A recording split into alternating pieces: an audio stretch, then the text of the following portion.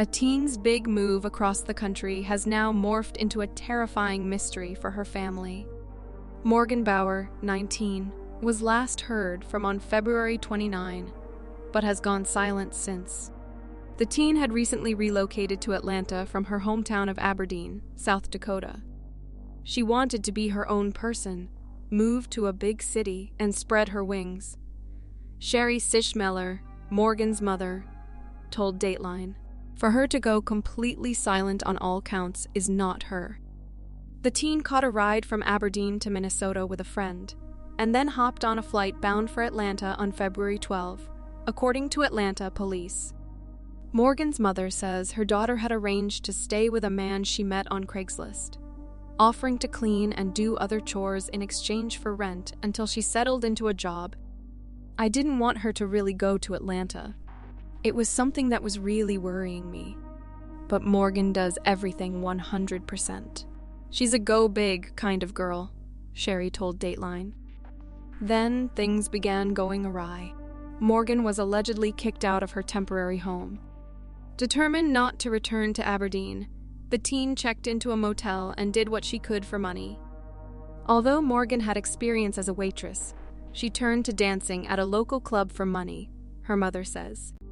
Officials have been unable to confirm which clubs she may have worked at, but several of the businesses told Morgan's family that, while she had inquired about work, she did not have the correct paperwork at the time. "She was really in survival mode, and that's what is scaring me," Sherry told Dateline, who doesn't want to make it at 19 and hasn't made a not-so-great choice. But for her to be off the radar like this is scary.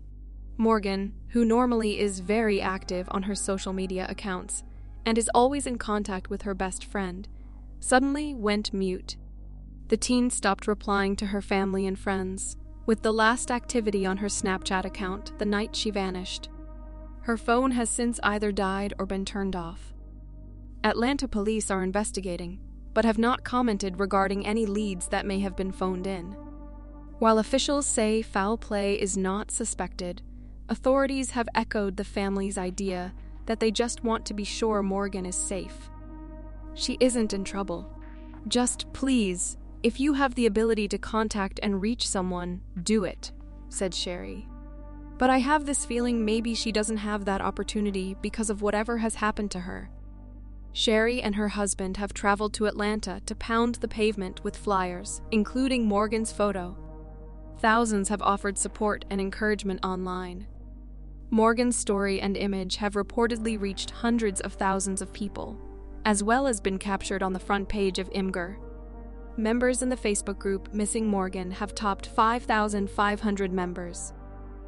But with the attention that Sherry says the family is so very grateful for, there come, at times, harsh words and rumors. While Sherry says she wants to thank each and every person sharing Morgan's story and image, she has a message for those posting unkind words. This isn't a story about a girl who was asking for it, or who should have known better. This is about a girl who is missing and needs to come home safely, says Sherry. It doesn't matter. She's worth everything and is so loved. FBI agents and local police raided a home in Georgia in search of human remains in the 2016 disappearance of Morgan, who was last seen in a mysterious video that she posted to Instagram. A search warrant obtained based on credible information was executed at a property on South Broad Street in the Atlanta suburb of Porterdale. To make ends meet, Bauer took a job as a stripper at a club and was bouncing between motels in the metro Atlanta area. Police initially believed that she went missing after finishing a shift at the strip club on February 25, 2016.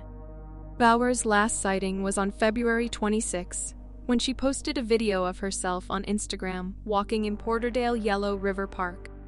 The park is less than a mile from the property that was raided by the FBI. A man can be seen following Bauer in the recording, which was the last thing she ever shared on social media. A $10,000 reward for information on Morgan's disappearance was offered in 2019. In August of 2023, authorities announced the arrest of 2 people in connection with the February 2016 disappearance of Morgan Bauer. A man named Jonathan Warren was arrested in California and charged with murder, aggravated assault, concealing a death, and tampering with evidence. A woman named Caitlin Globe was arrested in Illinois and charged with concealing a death and tampering with evidence. Their connection to Morgan is unclear at this time. Morgan has still not been found.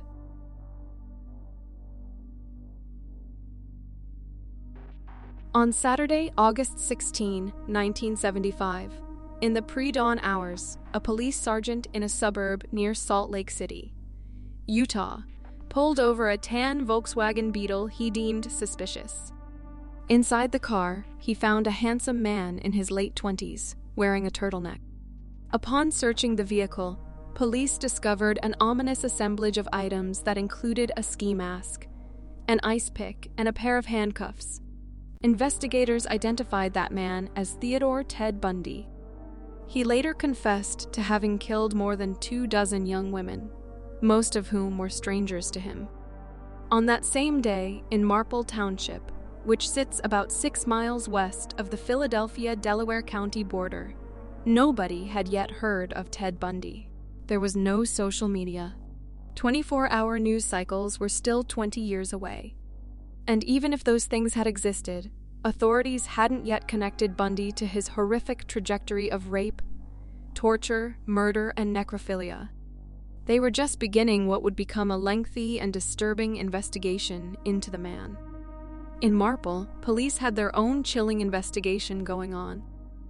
The day before, 8-year-old Gretchen Harrington had departed her Cape Cod-style home on Lawrence Road, tidy blonde pigtails, dancing in the summer air, to walk to Vacation Bible School. The VBS sessions started at Trinity Christian Reformed Church, about a half-mile up the road. They continued at nearby Brummel Reformed Presbyterian Church. Gretchen's dad, Harold, had served as pastor there since moving his family from western Pennsylvania in 1968. A child walking alone on a sunny summer day in a place like Marple was hardly unusual. Such a thing wasn't perceived as having even the faintest whiff of risk. This was the 70s, in a leafy suburb. Kids played freeze tag and sardines and Red Rover outside till all hours. They played on the streets, in the dark and in the woods. They cooled off in Darby Creek, which ran behind Gretchen's home, without a care in the world. Kids walked to their friends' houses blocks away. No cell phones or GPS watches to tether them to their parents. There were no bike helmets to be found. Marple was as safe could be. That's why many longtime Philadelphians moved there in the 60s. But Gretchen's solo excursion actually was unusual for her. On any other day, she'd have been walking to VBS with her 2 sisters, Zoe and Harriet, known as Anne. Gretchen's sisters were a few years older than her. Walking together was their routine. On this particular day, though, their mom, Ina, was bringing home her newborn baby, Jessica, and Zoe and Anne opted to stay home and wait for their arrival. Pastor Harrington encouraged Gretchen to go to VBS to keep up her perfect attendance record. So Gretchen was all alone as her father waved goodbye to her. She began her stroll up the hill to Trinity just after 9 a.m. Later that morning, apparently sometime around 11 a.m., Harold learned that Gretchen had never made it to her destination. He spoke with Trinity's pastor, David Zanstra, and Zanstra's wife, Margie, both of whom worked in the VBS program. David Zanstra called the police at Harold's request. The Harringtons and Zanstras knew each other well. The 2 families lived close to one another. Both dads were in the same line of work. And both moms filled the stereotypical role of pastor's wife. One of Zanstra's daughters was Gretchen's best friend. As the sun set that day just before 8 p.m., there was still no sign of Gretchen. Margie brought supper to the Harrington home, where Ina seemed resigned to the fact that she would never see her daughter alive again. She was just kind of accepting of the fact that Gretchen was gone, Margie said in an interview years later. I don't know whether she was just putting on a brave face. I think she was in shock. By Saturday, hundreds of people were involved in the search for Gretchen. A Pennsylvania State Police helicopter buzzed the area continuously. Paul Barton, who lived in nearby Newtown Square, heard about the search on his police scanner while he was floating in his backyard pool. He soon drove down to Darby Creek to join a search team. His group combed a grassy hill that's now the site of a giant supermarket, a stone's throw west of the Blue Route, which was under construction at the time. There was just this very solemn feeling among all of us who were out there searching. Barton recalls, "We went out there not knowing what to expect, what we might find. We were looking for something, anything, but we found nothing. Nobody did." That Sunday, just 2 days after the mystery surrounding Gretchen had begun, police called off the large-scale search operation. Investigators had little to go on. The police chief told a local newspaper, "We haven't got a clue." The town went into full-blown panic mode. Friends and family members began handing out flyers to passing motorists in the area. The flyers showed Gretchen in her most recent school photo, sporting a missing tooth and a childish grin. So much speculation, so many unanswered questions. Had she run away? Did she drown in the creek? Did a stranger abduct her? Was it somebody she knew? A few days after Gretchen disappeared, my mom made me get my hair cut real short so that I would look like a boy. She didn't want me to stand out with long hair, recalls Karen Franks Zetterberg, a Bible school classmate of Gretchen's, who was the same age and lived in the same tightly knit neighborhood. Before Gretchen disappeared, Franks Zetterberg regularly walked to school, her piano lessons and the swim club. But life changed for good following the incident. I never walked alone anywhere again after that. All the searching produced no useful clues of any kind. August turned into September. Zoe and Ann Harrington returned to Delaware County Christian School. The other kids at school didn't talk to them because they didn't know what to say. September became October, as Halloween decorations began to adorn neighborhood houses. Still nothing. Then, on October 14, 2 months after Gretchen walked up that hill, a jogger in Ridley Creek State Park, about 20 minutes from Gretchen's home, stumbled on skeletonized human remains. At first, he wasn't sure what he had found, until he saw what was clearly a fingernail. He ran to fetch a park ranger. Gretchen's parents confirmed that the distinctive clothing found with the remains was hers. Ina made the girls' wardrobes by hand. The medical examiner positively identified the body as Gretchen's using dental records. The manner of death, homicide. The cause, someone had fractured her skull with multiple vicious blows. Police suspected sexual assault, though the autopsy revealed no evidence of that. The Sunday after Gretchen's body was located, Harold took to the pulpit and delivered a heart-wrenching sermon. "Gretchen, with her simple faith in Christ, is free," he declared. "But her murderer is in terrible bondage.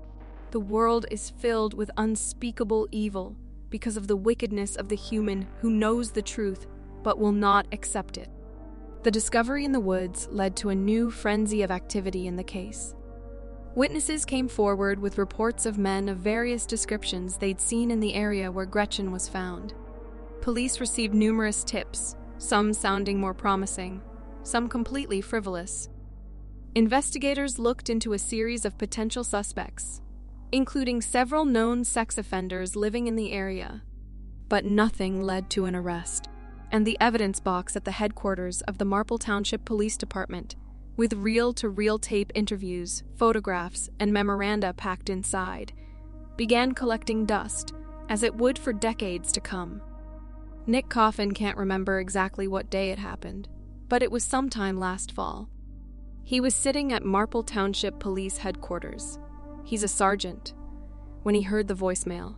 Naturally, when detectives retire or pass away, other cops inherit their cold cases. In the case of Gretchen Harrington, Coffin became the guy.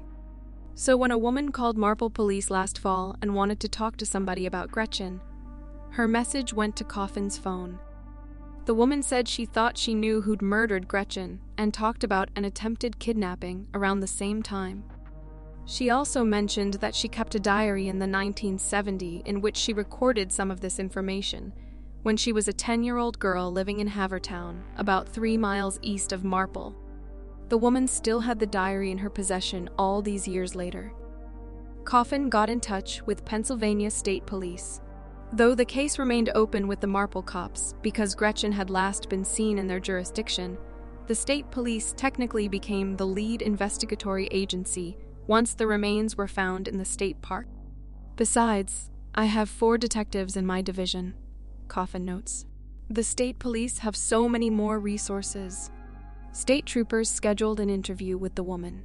She is designated in court documents only by her initials S, F, and confidential informant number 1. The interview would turn out to be a monumental development in a cold case that had been open for nearly half a century. And monumental developments in decades-old cold cases almost never happen. The woman told the state troopers that she had been childhood friends with one of the Zandstra daughters. She frequently slept over at their house. During one of those sleepovers, when she was 10, she told the troopers she awoke in the middle of the night to find Pastor Zandstra touching her groin area. She shifted her position, and he immediately hurried from the room. The next night, he touched her there again, she said. When the girls woke up the following morning, the woman says she mentioned the dad's odd behavior to the daughter, and the daughter told her something to the effect of, "He does that sometimes." When the girl related the incidents to her parents, they told her she wasn't allowed to sleep over at the Zandstra house anymore. Notably, police believe the incident in question occurred exactly 1 week before Gretchen vanished. The woman also told state police about another child in the neighborhood, with whom she was friends, a girl named Holly. According to the confidential informant, somebody had attempted to abduct Holly. She wrote the following entry in her diary, which she turned over to the state troopers earlier this year. Guess what? A man tried to kidnap Holly twice. It's a secret, so I can't tell anyone, but I think he might be the one who kidnapped Gretchen. I think it was Mr. Z. She confirmed to the troopers that the Z stood for Zandstra. Bizarrely, though, and in an investigatory gap apparently never explained by Marple police, Zandstra was able to give an accurate and detailed description of the homemade shorts Gretchen was wearing that day, even though he supposedly hadn't seen her. The original Marple detective in her case died in June of 2020.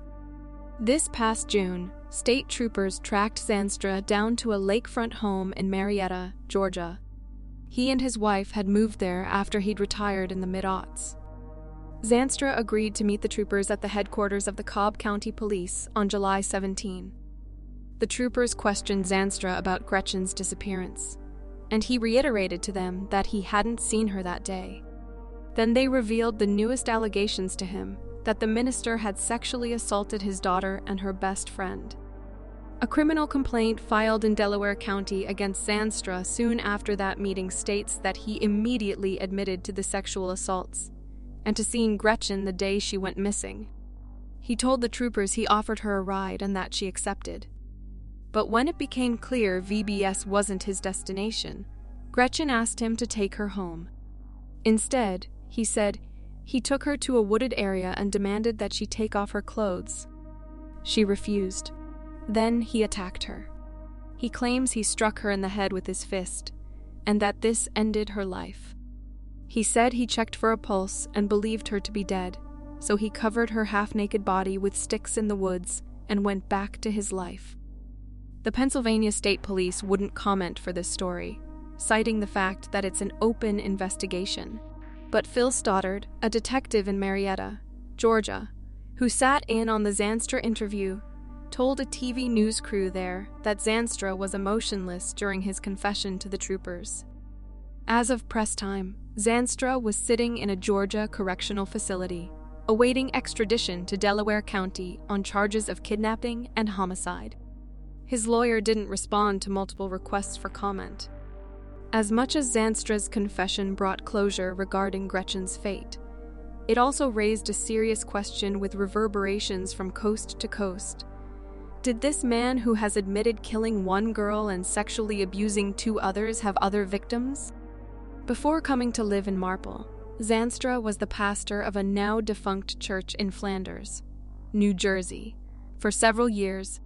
While at Trinity, he campaigned against the teaching of sex education in the local school district.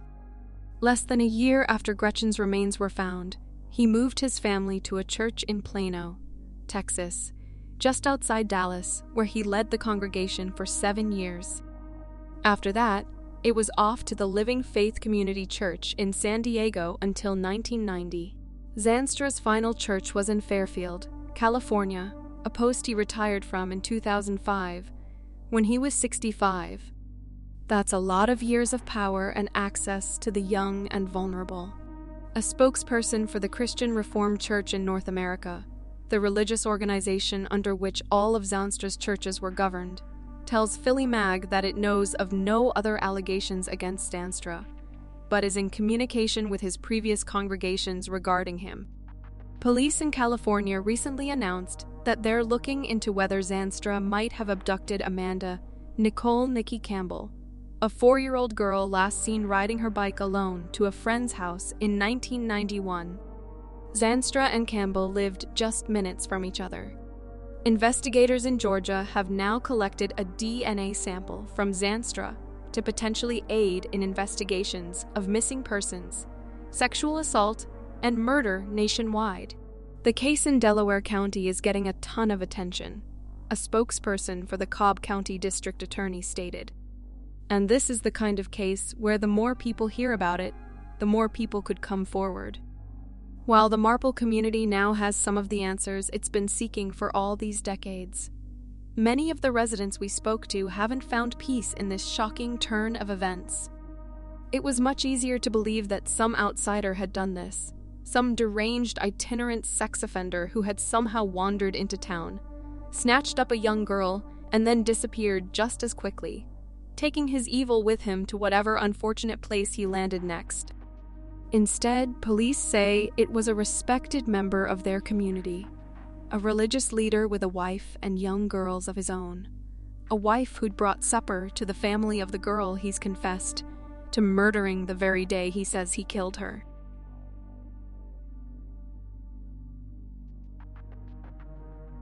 The killing of 22-year-old Eileen Cotter in North London remained unsolved for nearly 50 years. She was found strangled in courtyard next to a block of garages behind Hamilton Park in Finsbury Park just after 2 p.m. on the 1st of June, 1974. Her underwear and tights had been pulled down and her handbag, glasses, and shoes were missing. A post-mortem examination concluded she died of manual strangulation and had a black eye and bruising from being hit in the face. Eileen was a known sex worker who lived in North London, and the garages were known to be used for prostitution. Detectives spoke to 92 potential suspects and deployed police officers as decoys to draw out predatory men in the area, but nobody was ever charged. DNA samples were taken from her body and entered onto the police database. It was not until February 2019 that South African suspect John Appelgren, then 78, was arrested for a domestic assault on his third wife. He accepted a police caution over the offense, and his DNA sample was matched to those recovered from Eileen's body. Detectives then carried out further investigation to build a timeline of events to prove that only Appelgren could have been the killer. Appelgren told police in interview that he was living in Leighton, East London, at the time of the killing, and denied going to the Hamilton Park garages or any knowledge of Eileen Cotter. Faced with the DNA evidence, he later admitted having sex with Eileen, but denied killing her. On 22nd of June 2022, he was arrested and charged with murder. Appelgren went on trial at the Old Bailey in May 2023, with the prosecution arguing that he had sex with Eileen before he strangled her and pushed her dead body out of his car and drove away. The court heard the killing took place 6 weeks after the birth of his first child with his ex-wife Anne. She told police that he once used both of his hands to apply force to her neck. On June 16, 2023, he was cleared of murder, but convicted of manslaughter. He was also convicted of indecently assaulting a young woman at the reception for his wedding to Anne on October 14, 1972. She did not make a complaint at the time, but disclosed it to police during the investigation launched in 2019. Appelgren was sentenced to 10.5 years imprisonment, meaning he will be eligible for release on parole after 5 years and 3 months. Eileen's brother Patrick Cotter stated, "The impact the death of my sister had on my life is almost indescribable, but I will try to put it into words. I was 5 years old at the time. Eileen and I shared the same father, but Eileen's mother had passed away, therefore my mother cared for her. No one in my family ever spoke to me about my sister's murder. I have no memory of her funeral, and I have no idea whether she was buried or cremated, and no idea where she was laid to rest. As a result, I have never been able to visit her grave." Detective Chief Inspector Lawrence Smith said, "Eileen tragically died at a young age after being raped and badly beaten, with her body then discarded on the street. When my team reviewed the original investigation, we were impressed by how thorough it was. Investigators at the time used every available method to find the suspect, including operations with decoy women. This was a tactic used at the time where female police officers under protection were placed at the scenes of crimes in efforts to draw out predatory men. Unfortunately, they did not have the science available to us now, and although he should have been in prison decades ago, her killer has now been brought to justice."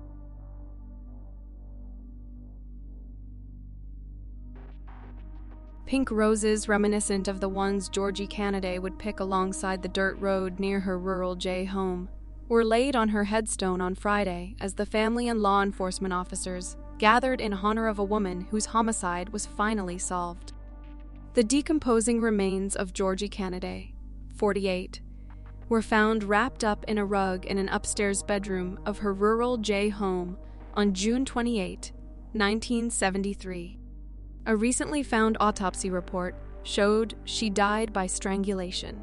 The Delaware County Cold Case Unit closed Cannaday's case last month after interviewing new witnesses as well as re-interviewing old witnesses. Investigators were able to positively identify 2 men they now say are Cannaday's killers. Both suspects are deceased. We have some unanswered questions. Like, what was the motive for her death? Robbery certainly wasn't, said Mark Wall, Delaware County Cold Case Detective. Cannaday's purse was found near her body containing money and personal papers. One of the suspects, who was a juvenile at the time, led a life of crime using strangulation as his MO, Wall said. The family gathered at the Xena Cemetery, a country graveyard in rural northeastern Oklahoma, where Cannaday was buried 50 years ago, near her father, George Cannaday. They told stories and talked about the woman they remember as their sweet aunt.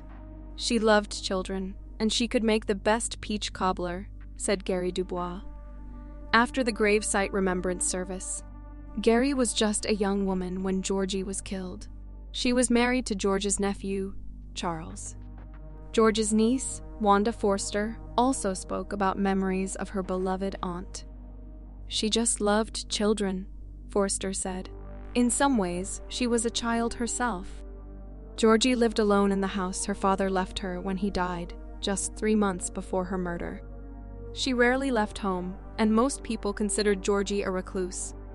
Delaware County Sheriff James Beck, Cold Case Director Stephanie Bishop, and Detective Wall met with the family prior to the memorial service to answer as many questions about the case as they could. The most pressing question on their minds: what are the names of the suspects? While investigators are currently not able to release the names of the 2 suspects because they are deceased, Sheriff Beck says he understands the family's frustration of not knowing the killers' names. But it's really satisfying to know after 50 years, said Wall. We know who committed the crime, and we know how it was committed, and it gives the family a little bit of peace. I hope, knowing that it's solved. Even though the individuals have passed away, they're probably still paying for their crime. Bishop, who volunteers her time on the cold case squad, also spoke with the family about the search for missing evidence in the case, like the rug used to wrap George's body in. We will regroup in several months, and we may have the family sign confidentiality releases before releasing the names of both suspects, Bishop said. Family members thanked the cold case team for their work. After the service, Detective Wall escorted George's family to the old family homestead to view the home where Cannaday lost her life. Named after her father, George Cannaday, Georgie was the baby of the family and was loved by everyone. As the family said their goodbyes at the gravesite, pink roses, her favorite, were placed on her headstone.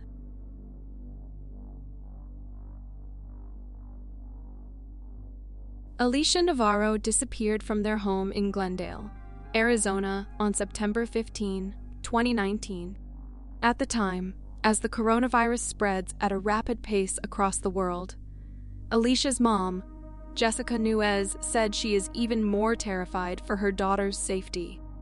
"We just need to find her, and I need to know that she is safe," Jessica said tearfully. "My girl is out there alone, without me, and now this virus, it's horrible. I just need her back home." Jessica said she is especially worried because her daughter is on the autism spectrum and is known to be shy or anxious in some social situations. She takes medicine and has a compromised immune system. Jessica is worried Alicia's anxiety will also overwhelm her with the current situation. In the very early hours of September 15, 2019, Jessica saw her daughter for the last time. It was around 1 a.m. and Jessica was waiting for her husband to get off work.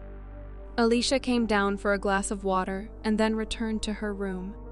She was really big into gaming, Jessica said.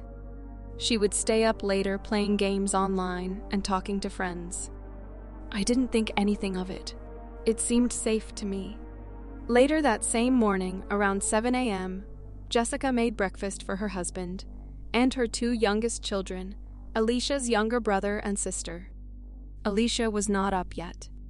That's when Jessica noticed the back door was open. When she checked the backyard, she discovered several chairs next to a wall at the edge of their backyard. Jessica had a sinking feeling that Alicia used them to jump over the wall. She checked her daughter's bedroom. Alicia was gone. A short time later, Jessica found a note on Alicia's desk that read, "I ran away. I will be back. I swear.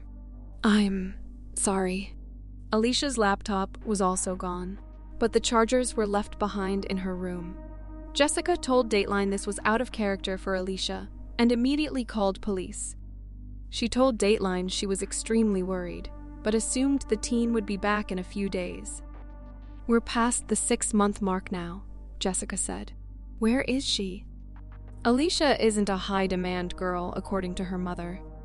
She likes to wear the same clothes and the same shoes over and over, which her mother says is because of her autism. She only wore sweatshirts in Arizona, despite the harsh heat. Alicia wasn't fond of being out in public much, or for very long.